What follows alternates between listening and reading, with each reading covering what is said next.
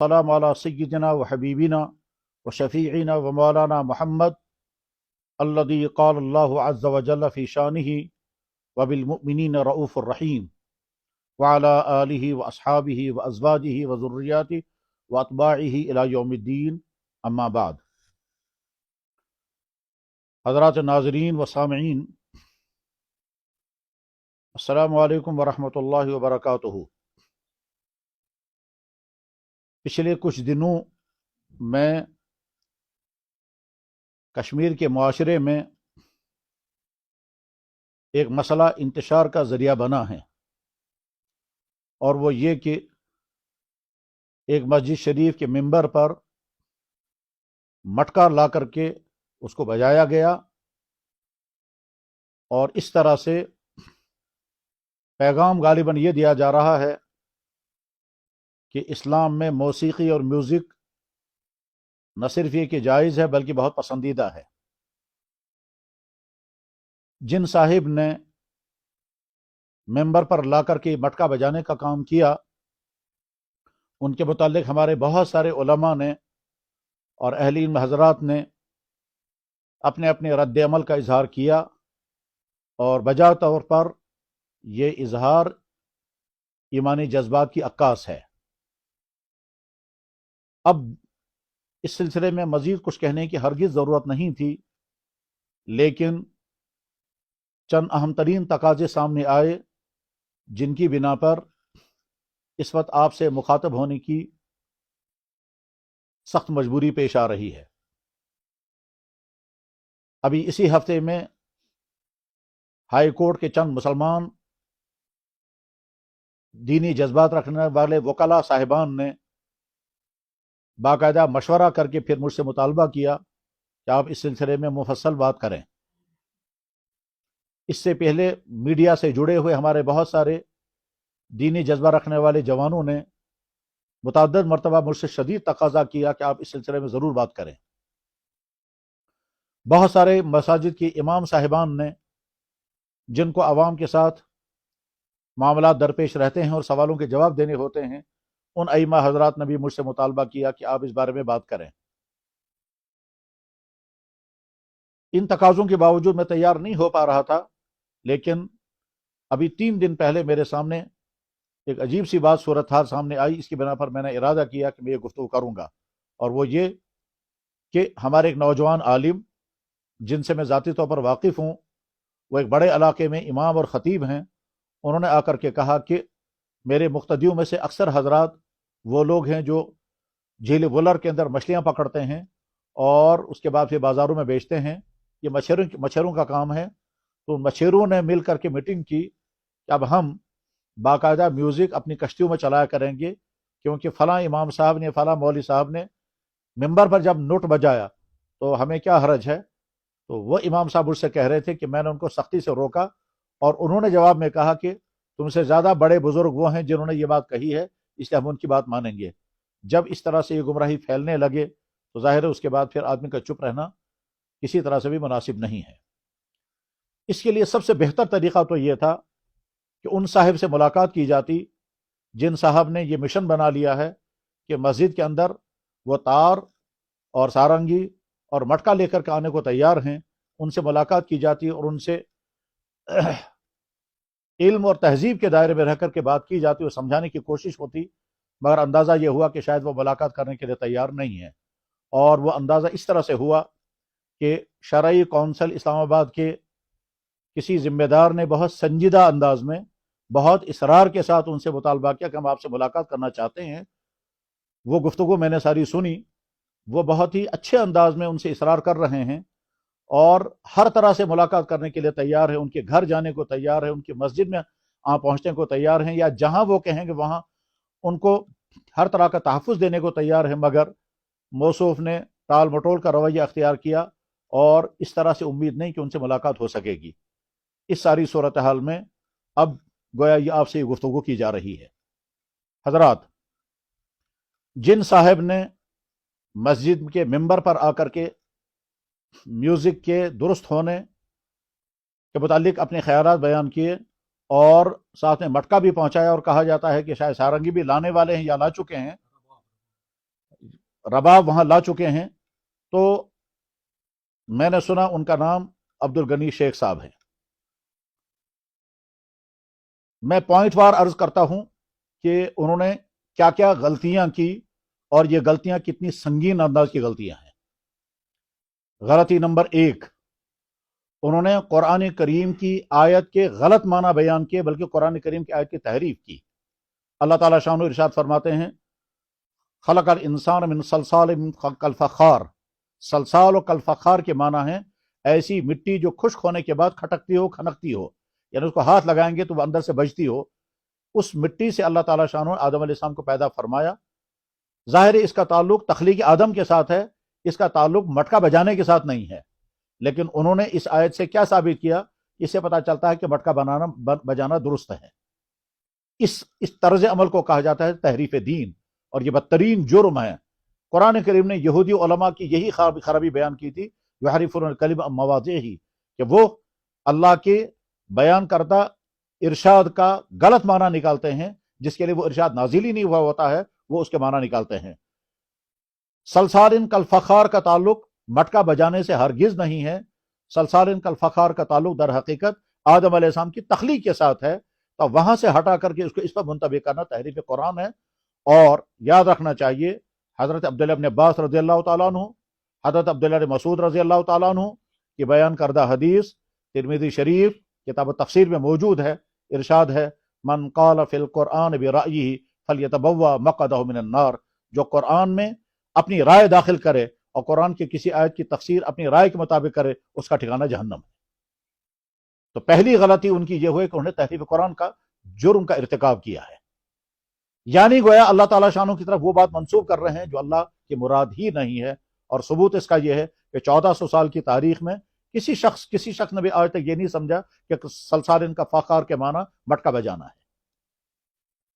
दूसरी संगीन तरीन गलती उनसे यह हुई है कि उन्होंने जनाब रसूलुल्लाह सल्लल्लाहु अलैहि वसल्लम की तरफ गलत बात मंसूब की है। चुनांचे उनके बयान में मैंने खुद सुना, वो ये कहते हैं कि अल्लाह के नबी अलैहिस्सलाम की खिदमत में हज़रत आयशा सिद्दीक़ा रज़ियल्लाहु मौजूद थी। वहां कोई खातून आई और उन्हें गाना गाया और अल्लाह के नबी अलैहिस्सलाम वो गाना समाअत फरमाते रहे। क्या यह वाक़या सही है? जवाब हरगिज सही नहीं है। ऐसा कोई वाक़या नहीं है कि अल्लाह के नबी अलैहिस्सलाम के सामने कोई औरत आए और वो गाने गाए और उसके बाद हुजूर की तरफ इस बात को मंसूब किया जाए आपने गाना सुना। इस सिलसिले में ये जो गलती है, यानी हुजूर की तरफ गलत बात मंसूब कर रहा, ये बहुत संगीन जुर्म है। बुखारी शरीफ में एक ही जगह पर 5 हदीसें हैं। उन 5 हदीसों का खुलासा यह है कि अल्लाह के नबी अलैहिस्सलाम इरशाद फरमा रहे हैं, जिसने वो बात मेरी तरफ मंसूब की जो मैंने की ना हो या मैंने कही ना हो, उसका ठिकाना जहन्नम है। मैं हदीस का अल्फाज सुना देता हूं, मन कज़ब अलैया मुतअम्मिदन फलयतबव्वा मक़अदहु मिनन नार। जिसने मेरी तरफ झूठी बात मंसूब की जो मैंने कही ना हो या की ना हो, उसका ठिकाना जहन्नम है। तो अब अल्लाह के नबी की ज़ात अक़दस की तरफ वो बात मंसूब कर रहे हैं जो आपकी जिंदगी मुबारक में थी ही नहीं, बल्कि आप तो फरमा रहे हैं कि मैं दुनिया में मज़ामीर खत्म करने के लिए आया हूं, और हमारा कोई आदमी कह रहा है कि आपके मजलिस में गाने गाए जा रहे थे। ये तो इंतहाई खतरनाक चीज है। और मैं अगला जुमला नहीं कहना चाहता, जो इसका नतीजा निकल सकता है आदमी खुद समझ सकता है। तो दूसरा जुर्म उनका यह हुआ। तीसरा जुर्म जो उन्होंने किया है वो ये कि मस्जिद का मिंबर और मेहराब क़ाल अल्लाह व क़ाल रसूल के लिए है, और इसके अलावा दूसरे किसी काम के लिए मस्जिद का मिंबर और मेहराब नहीं है। अब जब उन्होंने मस्जिद के मिंबर पर वो चीज लाई जो इस्लाम में हराम है, तो इसका माना है कि उन्होंने मस्जिद के इस स्टेज का, मस्जिद के इस प्लेटफार्म का गलत इस्तेमाल किया। और ये प्लेटफार्म आम इंसानों का नहीं है। मस्जिद का मिंबर रसूल है। इस मिंबर रसूल का एक मकसद है, और वह मकसद है कि इस मिंबर पर बैठकर क़ाल अल्लाह व क़ाल रसूल बयान किया जाए, इसके अलावा और कुछ नहीं। बल्कि हमारी किताबों में, फ़िक़्ह हनफी की किताबों में लिखा हुआ है कि सिर्फ जुमे का खुतबा मिंबर पर बयान होना चाहिए। अगर किसी को वाज करना हो तो वाज भी अलग कुर्सियों पर करना चाहिए, मिंबर उसके लिए भी इस्तेमाल ना किया जाए। इसलिए हमने अपने बहुत सारे मोहताज बुजुर्गों को देखा कि वह अपने वाज के लिए या अपनी तकरीरों के लिए मिंबर पर नहीं बैठते थे। वो कहते थे मिंबर तो भाई खुतबा रसूल के लिए है, खुतबा जुमा के लिए है, या उस खिताब जुमा के लिए है। बाकी वाज के लिए, तकरीरों के लिए, लेक्चर के लिए और दूसरे कामों के लिए मिंबर नहीं है। हम कुर्सी पर बैठकर खिताब करेंगे। मिंबर रसूल पर बैठ करके उन्होंने मटका बजाया, यानी गोया मिंबर रसूल का गलत इस्तेमाल किया है। तो यह तीसरा संगीन तरीन जुर्म हुआ है। चौथा जुर्म, وہ چیز جس کو اللہ نے، اللہ کے نبی نے، تمام صحابہ نے، ساری امت نے حرام سمجھا، حرام گردانا، اس کو حلال بنانے کے لیے وہ غلط استدلال کر کے، اور اس کے لیے بھی مسجد کو استعمال کر رہے ہیں۔ مسجد میں مٹکا داخل کرنا، مسجد میں رباب پہنچانا، یہ گویا ایسا ہی ہے جیسے کہ کوئی ناپاک چیز یا کوئی گندی چیز یا حرام چیز مسجد میں داخل کی جائے۔ اگر کوئی انسان یہ کہے گا کہ اگر آج رباب مسجد میں پہنچانا درست ہے تو کل کو شراب بھی مسجد میں لانے کی اجازت ہونی چاہیے۔ پھر ظاہر ہے رباب سے انسان کی نفسانیت کو تقویت پہنچتی ہے، اور شراب سے بھی انسان کے ذہن کو نشہ چڑھتا ہے۔ غرض یہ کہ یہ متعدد غلطیاں ان سے ہوئی ہیں۔ پہلی غلطی تحریف قرآن کی، دوسری غلطی وضع کی، وضع میں نے بات گھڑنا اور گھڑ کر کے پھر منسوب کرنا، اور تیسری غلطی اللہ کے نبی علیہ الصلوۃ والسلام کی طرف غلط بات منسوب کرنا، اور چوتھی غلطی مسجد کے سٹیج کا غلط استعمال کرنا، اور پانچویں غلطی انہوں نے مٹکے اور رباب کو مسجد تک پہنچایا۔ اور ایک آخری غلطی اور بھی ہوئی ہے، وہ شاید انہی غلطیوں کی طرح بلکہ ان سے بھی زیادہ سنگین ہو سکتی ہے، اور وہ یہ کہ وہ جھوٹے واقعات بیان کر کے پھر اللہ کی ذات کی طرف منسوب کر رہے ہیں۔ کیسے؟ انہوں نے کہا جب آدم علیہ السلام کا پھلتا تیار ہوا اور اس میں روح ڈالی جا رہی تھی، مگر روح اندر ٹکنا نہیں چاہتی تھی، اور وہ روح اندر گھبرا جاتی تھی، اور وہ روح باہر نکلتی تھی، تو بعد میں وہاں پر میوزک بجایا گیا۔ اس میوزک بجانے کے بعد پھر وہ روح جو ہے وہ اندر قرار پا رہی ہے۔ یہ واقعہ ناممکن ہے کہ ایسا ہوا ہو۔ کیوں ناممکن ہے؟ اس لیے کہ اس زمانے میں رباب بجانے والا کون تھا؟ اس زمانے میں وہ میوزک بجانے والا کون تھا؟ ابھی تو آدم جو پہلا انسان ہے وہ تو ابھی پیدا بھی ٹھیک طرح سے نہیں ہوئے ہیں، ان کا تو ابھی صرف پتلا بنا ہوا ہے، تو روح اندر داخل ہی نہیں ہوئی ہے، ایک۔ اور دوسرے، اللہ آدم کی روح کو آدم علیہ السلام کی جسم میں داخل کر رہے ہیں۔ قرآن کریم میں اس کا تذکرہ ہے، حدیث صحیح میں اس کا تذکرہ ہے، بخاری شریف کی احادیث میں تذکرہ ہے۔ اللہ نے ان کے اندر روح ڈال دی، اللہ نے اپنے ہاتھ سے آدم کو پیدا کیا، اور اب اللہ نے اس کے اندر روح ڈال دی۔ اور ہمارا ایک صاحب کہہ رہا ہے کہ وہ روح اندر جانے سے گھبرا رہی تھی، اللہ روح اندر بھیج رہے ہیں، اور ہمارا آدمی کہتا ہے روح اندر ٹک نہیں رہی ہے، لہذا میوزک بجانے کی ضرورت پڑی۔ یہ میوزک بجانے والا کون تھا؟ اور وہ انسان تھا یا کوئی جنات تھے؟ اور یہ سب ثبوت کہاں سے نکالا انہوں نے؟ ظاہر ہے یہ نہ کہیں قرآن میں ہے، نہ حدیث میں ہے، نہ سیرت میں، نہ تاریخ میں، نہ کسی دوسری قوم کے لٹریچر میں، ایون عیسائی اور یہودی لٹریچر میں بھی یہ بات کہیں نہیں مل سکتی ہے، کیونکہ وہ بھی آدم علیہ السلام کے وجود کے قائل ہیں، اور آدم علیہ السلام سے تخلیق انسانی کا آغاز ہوا ہے وہ بھی اس کے قائل ہیں۔ بائبل میں آدم علیہ السلام کے پیدائش کے تذکرے تفصیل کے ساتھ موجود ہیں۔ تو غرض یہ کہ جو اسلامی لٹریچر میں کہیں نہیں، جو لٹریچر میں کہیں نہیں، کرسچن لٹریچر میں کہیں نہیں ہے، تاریخ عام میں کہیں نہیں ہے، وہ واقعہ اگر ایک صاحب بیان کر رہے ہیں تو یہ گڑھا ہوا واقعہ ہے، اس کو کہتے ہیں جال سازی، دجل اور توبیق۔ تو اتنے سارے گناہ اس صاحب سے سرزد ہوئے ہیں۔ اس لیے اب آخری چیز جو سلسلے میں کہی جا رہی ہے وہ یہ کہ موسیقی کے متعلق اسلام کا موقف کیا ہے؟ جواب، قرآن کریم میں اللہ تعالیٰ شانہ فرماتے ہیں، 21واں پارہ سورہ لقمان، ارشاد ہے وَمِنَ النَّاسِ مَن يَشْتَرِي لَهْوَ الْحَدِيثِ، بعض انسان وہ ہیں جو لہو الحدیث خرید کر کے لاتے ہیں تاکہ لوگوں کو گمراہ کریں۔ یہ لہو الحدیث کیا چیز ہے؟ اس میں بے شمار مفسرین کا کہنا ہے کہ یہ گانے بجانے کا سامان ہے، اور تفسیر کتابوں میں موجود ہیں۔ چنانچہ ہماری جتنی مستند تفاسیر ہیں عربی کی اردو کی، اس میں دیکھ لیں، وہاں لکھا ہوا ملے گا کہ بے شمار مفسرین کا کہنا ہے کہ لہو الحدیث کے مطابق کیا معنی گانا بجانے کی جو بھی چیزیں ہیں، چاہے سادہ ہوں، چاہے وہ آج کے ماڈرن زمانے کی میوزک کے آلات کیوں نہ ہوں، وہ سب اس میں داخل ہیں۔ تو گویا لہو الحدیث خرید کر کے لانا تاکہ لوگوں کو گمراہ کرے، اس کو قرآن نے اس لیے بیان فرمایا کہ یہ نہیں ہونا چاہیے۔ تو لہو الحدیث یعنی گانا بجانا جو ہے، اور گانے بجانے کے آلات جو ہیں تو قرآن سے ممنوع طور پر ثابت ہو گئے۔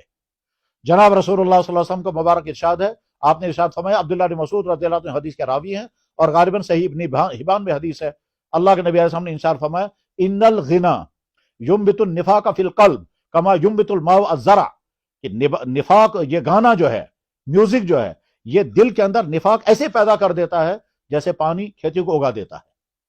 اللہ کے نبی علیہ السلام نے ارشاد فرمایا، میں دنیا میں مضامین ختم کرنے کے لیے آیا ہوں۔ ترمذی شریف میں حدیث موجود ہے، جناب رسول اللہ صلی اللہ علیہ وسلم نے ارشاد فرمایا، جب میری امت 15 کام کرے گی تو اس پر پھر عذاب آئیں گے۔ ان 15 کاموں میں سے ایک کام یہی ہے، کیا؟ کہ جب گانے عام ہوں گے اور میوزک بجائے جائیں گے۔ بخاری شریف کی حدیث میں ہے، اللہ کے نبی علیہ السلام نے ارشاد فرمایا، قیامت کی علامتوں میں سے کچھ لوگ آئیں گے، علامتوں میں سے ایک علامت یہ ہے، یستحلون الحل والحریر والخمر والمحاذف، کہ ایسے لوگ آئیں گے کہ جو بدکاریوں کو حلال کریں گے، रेशम के कपड़ा पहना हलाल करेंगे, शराब का नाम बदल तो हलाल करेंगे, और महाजिब से मुराद गाने और गाने के आलात, और गाने के आलात में ही मटका भी दाखिल है। गरज ये कि अच्छा, इस्लामी कानून को बयान करने का इख्तियार और हक जो है वो फुकाहे किराम को, और फुकाहे किराम इस्तेदलाल करते हैं कुरान करीम की आयत से और अहादीस मुबारका से। अहादीस इस सिलसिले में मुबरहन तौर पर हैं, वाज़ेह तौर पर मौजूद है। कुरान करीम की इन आयत को सामने रख करके चारों फुकाहा, और चारों फुकाहा के बाद भी बाद के बड़े बड़े मुहक्किकीन जैसे अल्लामा इब्न तैमिया ने अपने मजमूल फतावा में, फ़िक़्ह हनफी का उसूल लिखा हुआ दुर्र मुख्तार रद्दुल मुख्तार में, फ़िक़्ह मालिकी का उसूल लिखा हुआ मालिकी कुतुब में, और हम फ़िक़्ह हम्बली का उसूल लिखे हुए उनकी किताबों में, चारों फुकाहा इस बात पर मुत्तफिक हैं कि इस्लाम में म्यूजिक की कोई गुंजाइश नहीं है, म्यूजिक हराम है। और इसलिए हराम है क्योंकि ये इंसान के दिल में बुरे ख्यालात की परवरिश करता है, और अल्लाह के नबी अलैहि सल्लम जिसको हराम किया है उसको बाद में कौन हलाल कर सकता है। लिहाजा जिन साहब ने ये सारी हरकतें की हैं उन साहब का मामला तो अलग है, लेकिन मैं उन तमाम मुसलमान भाई जिन्होंने ये वाक़या देखा और सुना और वो किसी भी तरह के इन कन्फ्यूजन के शिकार हो गए हैं, उन तमाम हजरात से कहना चाहूँगा कि आप अच्छी तरह से बेजहन में रख लें कि ये 4-5 संगीन तरीन गलतियां उनसे हुई हैं, जिन गलतियों के मुतालिक अहादीस के वईदे में मैंने सुना दी है। अब आगे अहकाम हैं वो समाअत फरमाएं। पहली बात, इस तरह के इंसान की गुफ्तगू सुनना सख्त तरीन जुर्म है, इसलिए तमाम हजरात इस तरह के आदमी को गुफ्तगू सुनना बंद कर दें।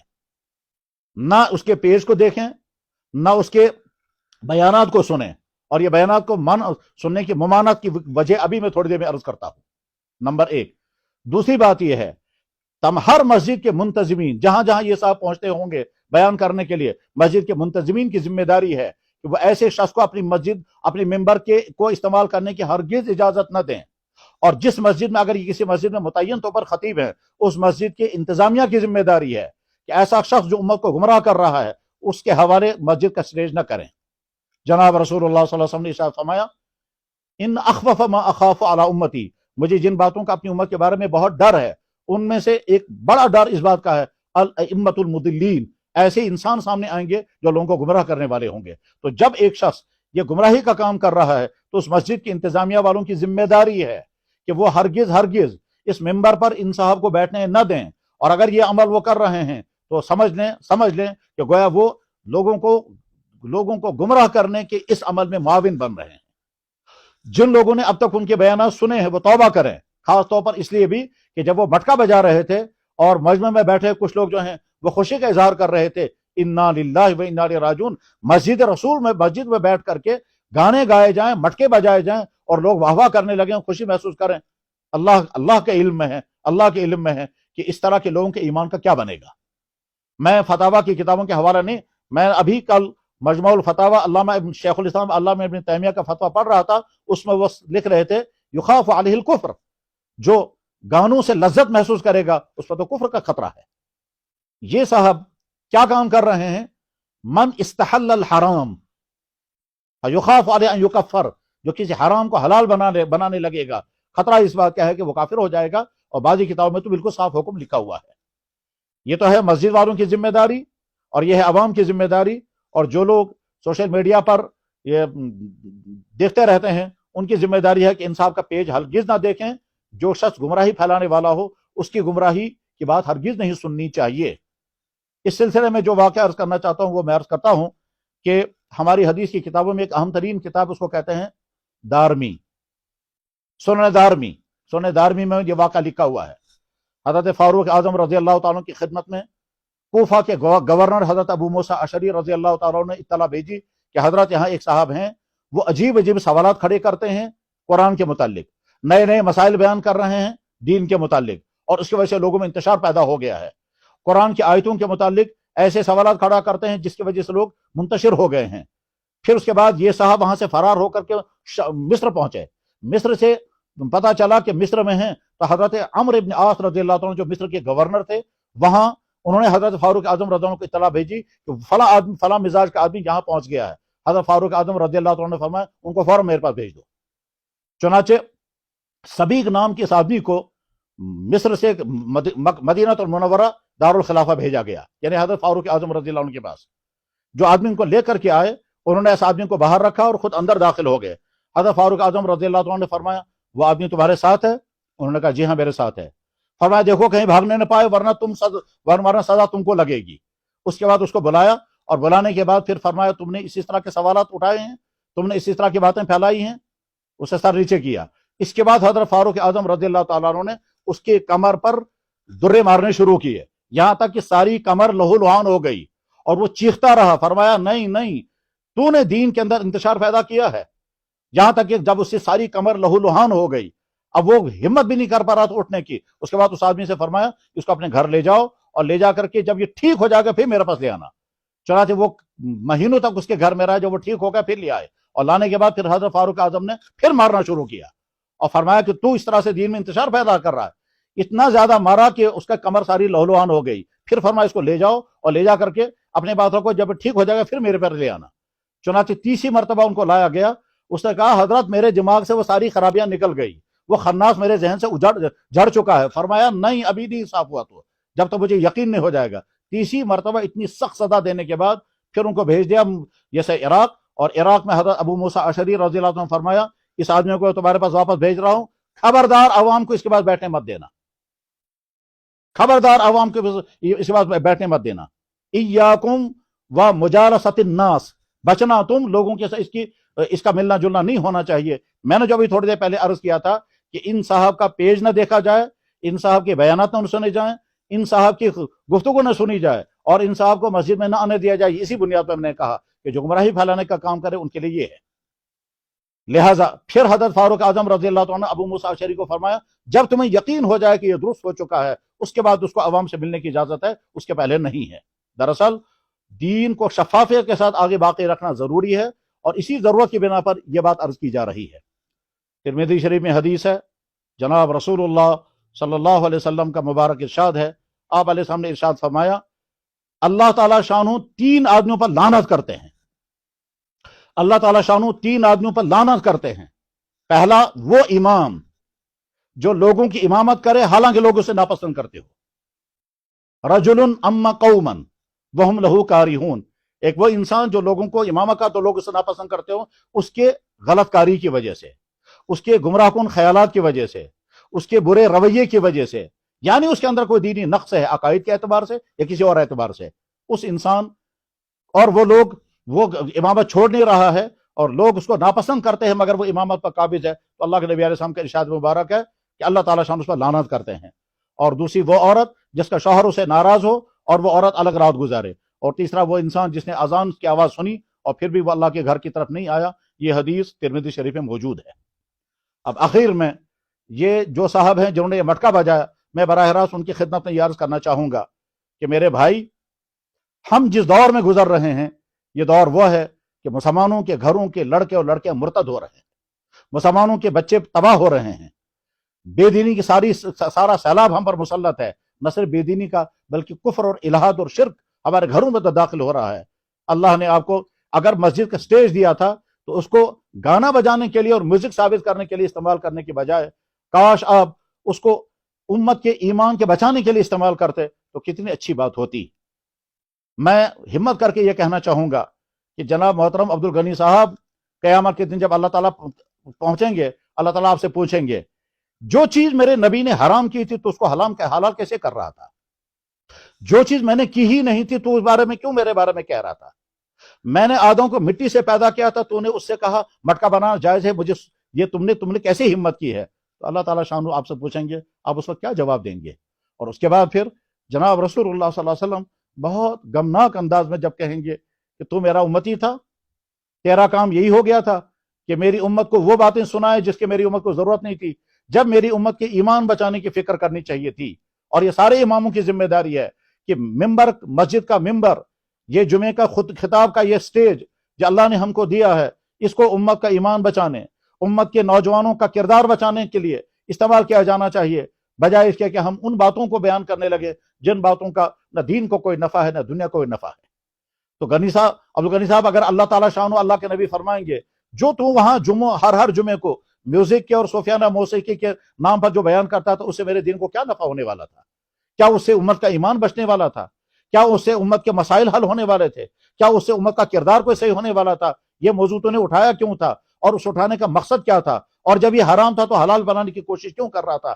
کیا ساری امت غلط سمجھ رہی تھی؟ از محمد الرسول اللہ صلی اللہ علیہ وسلم تا صحابہ، تابعین، طب تابعین، فقہا، محدثین، اولیاء کرام، خصوصاً یہاں کشمیر کے ہمارے وہ تمام اولیاء جن کے ذریعے سے کشمیر میں اسلام کی دولت اور نعمت آئی، ان کی زندگی میں سارا کہیں نہیں ہے. تو یہ تمام اگر آپ سے سوال کرنے لگیں گے اس وقت آپ کیا جواب دیں گے؟ یہاں کے علماء کو تو آپ چیلنج کریں گے. آپ کبھی کہتے ہیں بشوس عرب میں سمجھے یوں، کبھی کہتے ہیں انیوک سے مولوی. یہاں کے علماء کو چیلنج کرنے کے بجائے آپ سوچیں اللہ تعالیٰ شانو جب آخرت میں بٹھا کر کے آپ سے پوچھیں گے آپ کیا جواب دیں گے؟ ذرا سوچیں. آپ کیا کہہ رہے ہیں؟ کہتے ہیں آج تام چھوتو بہت، آج تک تم نے سنا قبر میں 3 سوال ہوں گے، میں تمہیں چوتھا سوال سنا رہا ہوں. چوتھا سوال قبر میں ہوگا ولایت کے متعلق. یہ کہاں سے نکالا آپ نے؟ اللہ کے نبی فرمائیں گے میں تو بیان کر رہا تھا قبر میں 3 سوال ہوں گے، اللہ کی ذات کے بارے میں، نبی کے بارے میں اور دین کے بارے میں. تو نے چوتھا سوال کہاں سے لایا ولایت کے بارے میں؟ تو آپ کیا جواب دیں گے اللہ کے نبی کو؟ آج کے مسلمان تو انشاءاللہ اس گمراہی سے بچیں گے، اور جن جن تک یہ میسج پہنچے گا وہ سمجھ جائیں گے کہ سارا گمراہی ہے، اسے بچیں گے. لیکن خود آپ اپنی فکر کریں کہ کہیں ایسا تو نہیں ہے کہ آپ اس راستے پر چل پڑے ہیں جس راستے کے نتیجے میں آپ کی دنیا ہو سکتا ہے وقتی طور پر واہ واہ ہو جائے اور کچھ لوگ آپ کو فالو کرنے والے مل جائیں، لیکن آخرت آپ کی تباہ ہو جائے گی. اللہ کے سامنے ان تمام سوالوں کا جواب کیا دینا ہوگا اس کو سوچیں. اللہ کے نبی علیہ السلام کی بارگاہ اقدس میں ان سوالوں کا کیا جواب دینا ہوگا اس کو سوچیں. اور یہ سوچ کر کے یہی میں ہمدردی کی بات آپ تک کہنا چاہوں گا. میں امید کرتا ہوں کہ میں نے کوئی توہین آمیز بات نہیں کی ہوگی. اللہ کرے آپ صحیح راستے پر آ جائیں اور رجوع کریں اور توبہ کریں. میں نے آج تک جو کچھ کیا ہے وہ سب غلط تھا اور سارا غلط تھا. کس قدر عجیب بات ہے، آپ فقیری کے نام پر لوگوں کے ڈنڈے مار رہے ہیں. کس قدر عجیب بات ہے، فقیری کے نام پر عورتوں کو پیٹ رہے ہیں. یہ کون سے دین میں ہے؟ کیا اللہ کے نبی علیہ السلام نے دین، صحابہ کرام نے یا جن بزرگوں کے ذریعے ہم تک دین پہنچایا آج تک دین کے لیے یہ ڈنڈے بازی اس طرح سے کبھی ہوئی ہے؟ اس لیے لوگوں کی جہالت کا فائدہ اٹھا کر کے یہ طرز عمل اختیار کرنا مناسب نہیں ہے. اپنا سدھار کریں، اپنے آپ کو کسی صحیح راستے پر لے آئیں اور کسی سچے صاحب علم اور صاحب روحانیت بزرگ سے اپنے آپ کو وابستہ کر لیں. اسی میں آپ کے لیے خیر خواہی ہے.